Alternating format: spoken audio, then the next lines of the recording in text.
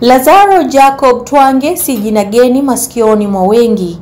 Ni alama ya utumishi uliotukuka, uweledi wenye maoni na hata Amiri Jeshi Mkuu Rais Samia Suluhu Hassan kuwiwa kumteua katika nyadhifa tofauti serikalini.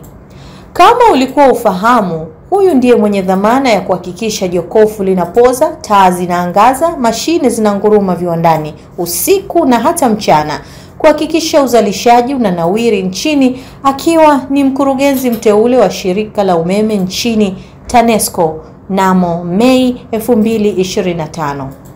Amepanda ngazi kadhaa za uongozi serikalini, akihudumu kama mkuu wa wilaya ya Ubungo, Hai, Babati na Mbulu. Katika nafasi hizi alijipatia sifa kwa uongozi wake wa karibu na wananchi, uwajibikaji na uwezo wa kusimamia maendeleo ya kijamii na kiuchumi. Twange alizaliwa na kupata elimu yake nchini Tanzania, ambapo alisomea masuala ya utawala wa umma, usimamizi na uongozi, ambayo yalimwandaa kwa majukumu yake ya baadaye katika utumishi wa umma. Elimu yake ilimpa msingi imara katika kupanga mikakati, ufanisi wa kiutawala na utoaji wa huduma kwa umma.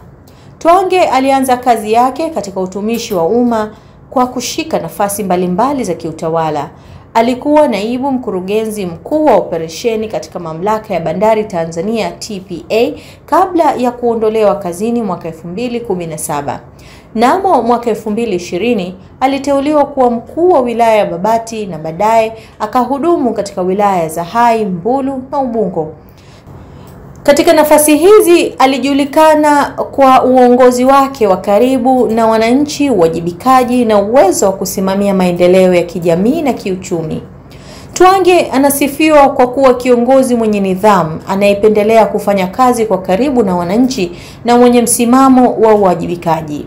Katika kipindi chake kifupi cha siku 102 kama mkuu wa wilaya ya Ubungo, alijipatia sifa kutoka kwa madiwani na viongozi wa jamii kwa kuwa na maadili ya kazi, kuwahi katika shughuli rasmi na kushughulikia changamoto za wananchi kwa haraka.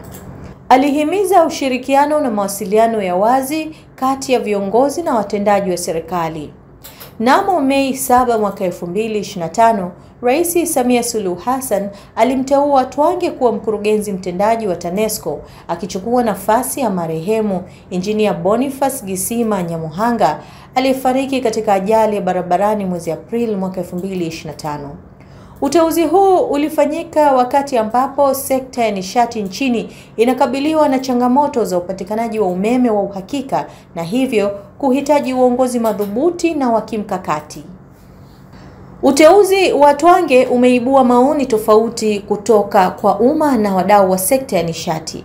Wengine wanapongeza uongozi wake wa karibu na wananchi na uwezo wa kusimamia miradi ya maendeleo, huku wengine wakieleza wasiwasi kuhusu uzoefu wake wa moja kwa moja katika sekta ya nishati. Hata hivyo, wafuasi wake wanaamini kuwa ujuzi wake wa kiutawala na uwezo wa kupanga mikakati utasaidia kuleta mabadiliko chanya katika shirika la TANESCO. Lazaro Jacob Twange ni kiongozi mwenye uzoefu katika utawala wa umma na usimamizi wa maendeleo ya kijamii. Uteuzi wake kama mkurugenzi mtendaji wa TANESCO unaleta matumaini ya kuimarisha huduma za umeme nchini Tanzania, hasa katika kipindi hiki cha changamoto za nishati.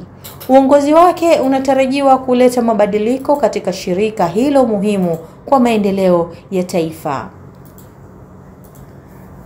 Mimi ni Leila Mary, hii ni Daily News Digital. Usikose kutufuatilia kwenye mitandao yetu ya kijamii Instagram, Facebook na X.